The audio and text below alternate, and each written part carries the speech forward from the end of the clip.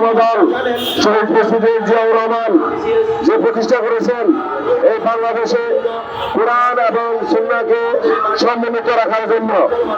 তাই বাংলাদেশ জাতীয়তাবাদী দল বিএনপি বাংলাদেশ জাতীয়তাবাদী দল ওলামা দলকে সাথে দিয়ে সারা বাংলাদেশে সেই সমস্ত প্রস্তুতি মহল ওলামা মাশায়েখের নামে বিভিন্ন মসজিদ মাদ্রাসা বাড়িতে গিয়ে জান্নাতের টিকিট বিক্রি করে তাদের মুখ উন্মোচন করার জন্য বাংলাদেশ জাতীয়তাবাদী ওলামা দল ঢাকা মহানগর দক্ষিণ কর্তৃক আয়োজিত আজকের এই প্রতিবাদ সমাবেশ।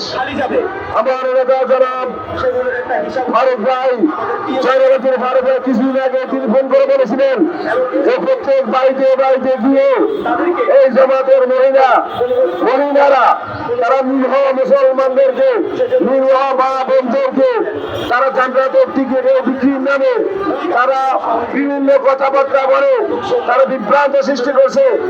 যে বাংলাদেশ জাতীয়তাবাদী ওলামা দল সারা বাংলাদেশের কেন্দ্র কমিটির সকল মধ্যে সকল জেলার নেতৃবৃন্দ সকল থানার নেতৃবৃন্দ ইউনিয়ন নেতৃবৃন্দকে বলবো যে আপনারা আর বসে থাকবেন না।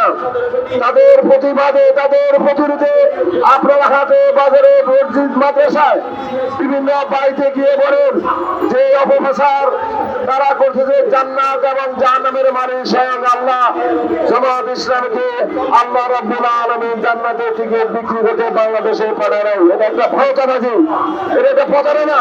তাদের মুখ উন্মোচন করুন এবং আগামী দিনে তাদের শিশু জয়যুক্ত করার জন্য ইসলামী মূল্যবোধকে জয়যুক্ত করার জন্য শহীদ প্রেসিডেন্ট জিয়াউর রহমানের আদর্শকে বাস্তবায়ন করার জন্য কোরআন হাদিসের আদর্শকে বাস্তবায়ন করার জন্য দেশনায়ক জনাব তারেক রহমানের ৩১ দফাকে বাস্তবায়ন করার জন্য তাদের শিশু পৌঁছাবেন।